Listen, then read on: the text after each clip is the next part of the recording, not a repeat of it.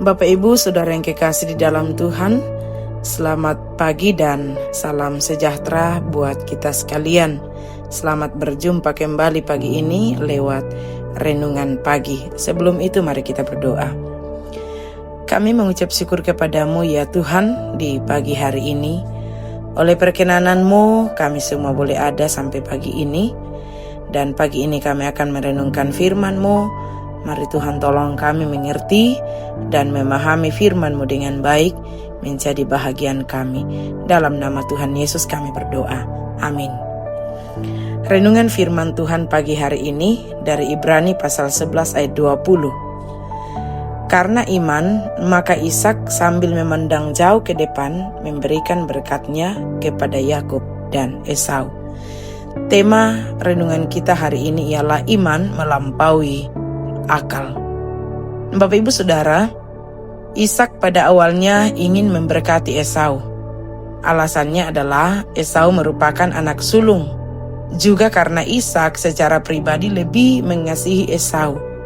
Kejadian 25 ayat 28 mengatakan, Ishak sayang kepada Esau sebab ia suka makan daging buruan, tetapi Ribka kasih kepada Yakub.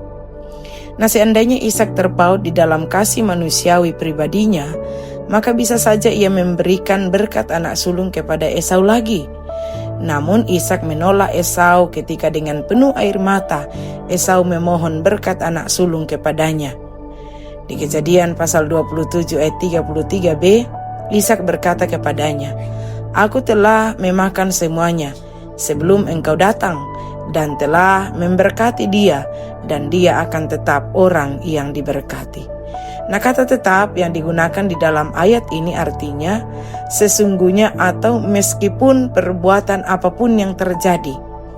Ishak menyatakan bahwa berkat yang diterima oleh Yakub tidak dapat dirubah oleh kekuatan manusia apapun yang terjadi.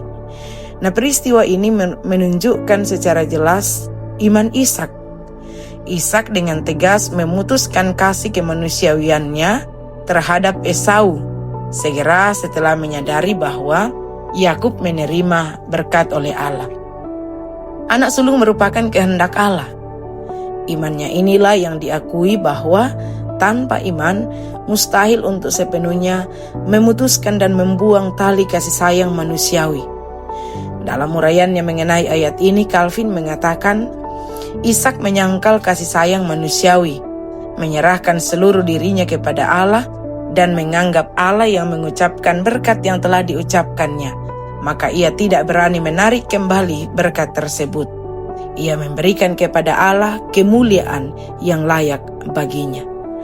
Nah, Bapak Ibu Saudara, Esau niscaya merupakan anak sulung yang dikasihi dan diharapkan Ishak dengan mencurahkan kasih manusiawinya. Namun, ketika kehendak Allah tampak dengan jelas baginya, Ishak segera menyingkirkan pikirannya dan mendorong dirinya untuk mengikuti kehendak Allah dengan keyakinan yang teguh di dalam hatinya. Mengenai iman yang besar dari Ishak, penulis Ibrani mencatat, karena iman maka Ishak sambil memandang jauh ke depan memberikan berkatnya kepada Yakub dan Esau. Nah, Bapak Ibu Saudara yang kekasih, setiap saat kita menghadapi berbagai pertentangan dalam hidup kita antara mengikuti kehendak Tuhan ataukah mengikuti keinginan kita berdasarkan logika berpikir kita atau berdasarkan perasaan kita.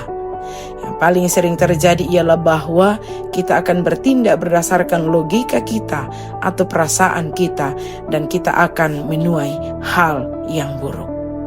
Imanlah yang kemudian akan mampu membuat seseorang untuk melangkah melampaui akal pikiran demi mentaati kehendak Tuhan dalam hidup kita yang akan menuntun pada sesuatu yang indah.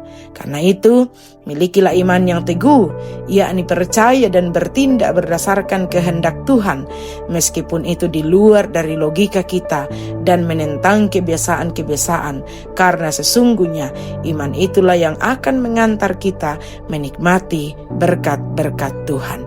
Amin. Atas firman Tuhan, mari kita berdoa. Bapa di sorga, terima kasih kebenaran firman-Mu kami boleh renungkan bersama pagi hari ini. Tuhan memberkati firman-Mu bagi kami semua. Mampukanlah kami untuk sungguh memiliki iman yang teguh dan berjalan dalam iman itu, menjalani apa yang Tuhan kehendaki untuk kami lakukan bersama. Berkati kami semua menjalani hari ini, pelihara dan tuntun kami hidup berkenan kepadamu. Apa yang kami kerjakan dibuat Tuhan berhasil. Dalam nama Tuhan Yesus kami berdoa. Amin. Bapak Ibu Saudara, demikian renungan firman Tuhan pagi hari ini. Selamat pagi, selamat beraktivitas. Tuhan memberkati kita semua. Amin.